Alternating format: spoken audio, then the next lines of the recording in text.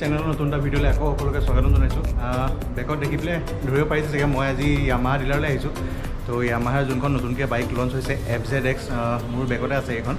তো আজি মই সেইখন আপোনালোকক এটা সৰুকৈ ৱাকাৰণ দিম আৰু ব'লক বেছি ভিডিঅ'টো দীঘল নকৰাকৈ আৰম্ভ কৰোঁ। তো প্ৰথমে বাইকখন আপোনালোকক দেখাইছোঁ। এইখন চাওক, য়ামাহাৰ নতুনকৈ লঞ্চ হোৱা যোনখন FZX, ইয়াত টেংকত ব্ৰেণ্ডিংটো আছে FZX। তো এবাৰ ফ্ৰণ্টৰ পৰাও দেখাই দিছোঁ আপোনালোকক।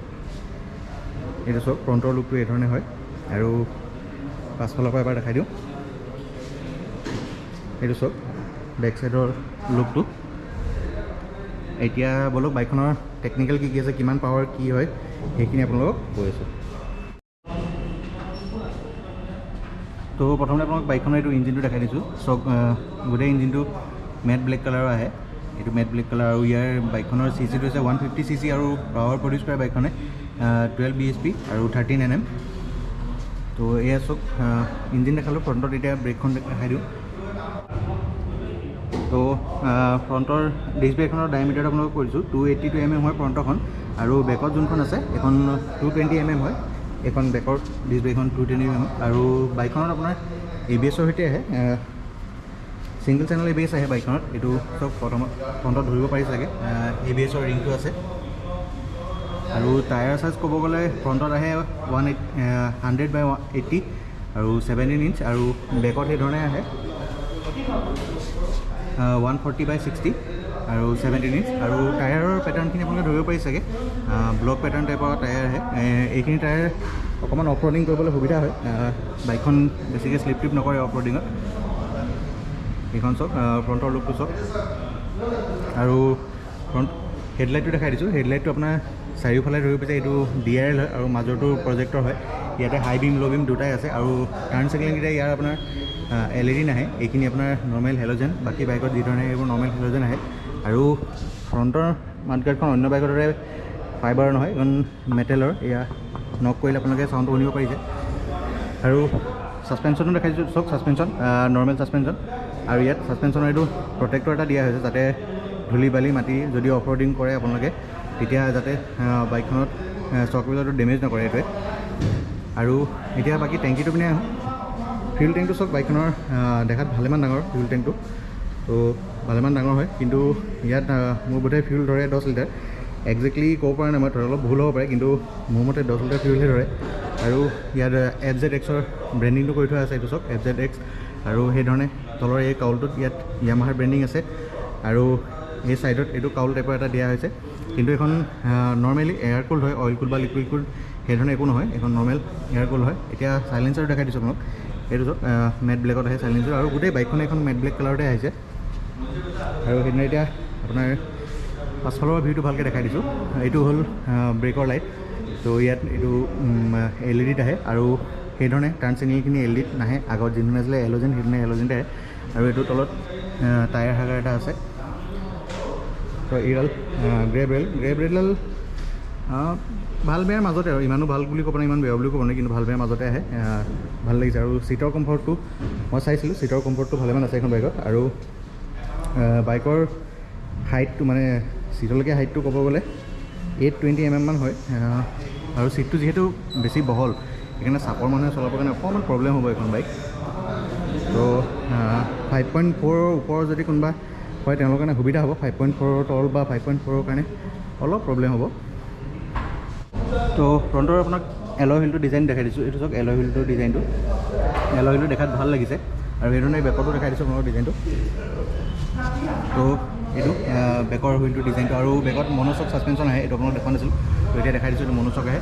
আৰু এইটো চাইডে চাব গ'লে এইটো গিয়াৰৰ লিভাৰ। বাইকখনত 5টা গিয়াৰহে আহে। এইটো গিয়াৰ লিভাৰ, এইটো ফুটপেক, এইটো স্প্ৰিং লোডেড হয় এইটো। আৰু বেকৰ ফুটপেক দেখাই দিছোঁ, এইটো লক হৈ যায় ওপৰলৈ কৰিলে। তো সেইধৰণে ইটো চাইডৰ পৰা দেখাই দিওঁ। এইটো চাইডে এডাল ব্ৰেকৰ লিভাৰ, আৰু এইটো ফুটপেক, এইটো লক হৈ যায়। তো এতিয়া বাইকখনৰ হেণ্ডেলটো আপোনালোকে দেখাই দিওঁ, ছুইচ গিয়াৰখিনি দেখাই দিওঁ। তো এইটো চাইডে আহিলে এইডাল গ্ৰিপটো দেখিছে আপোনালোকে, এইটো ফ্ৰণ্টৰ ব্ৰেকৰ লিভাৰ।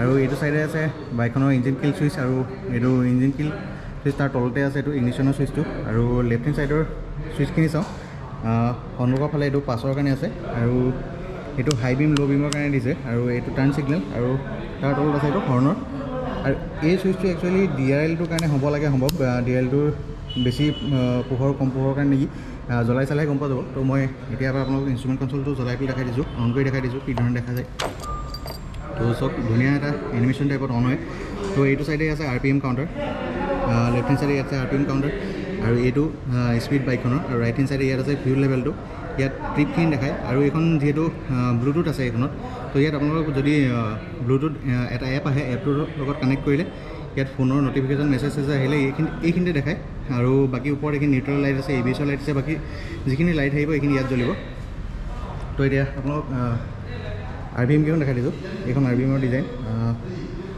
এবাৰ ফ্ৰণ্টৰ পৰা দেখাই দিছোঁ তো এইটো চব RPM-ৰ ডিজাইনটো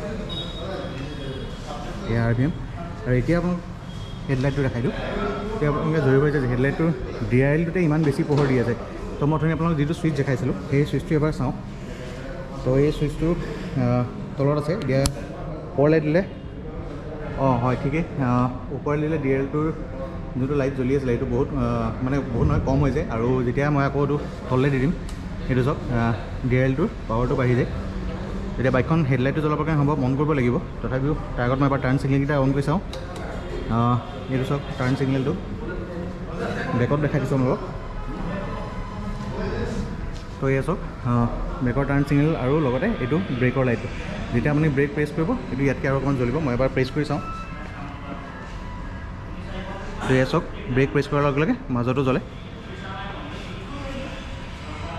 তো এতিয়া বাইকখন এবাৰ অন কৰি পেলাই চাওঁ অন কৰি পেলাই হেডলাইটটো আপোনালোকক জ্বলাই পেলাই এবাৰ দেখাই দিওঁ তো কেনেকুৱা লাগে আপোনালোকক ধৰিব পাৰিব হয় ছাৰ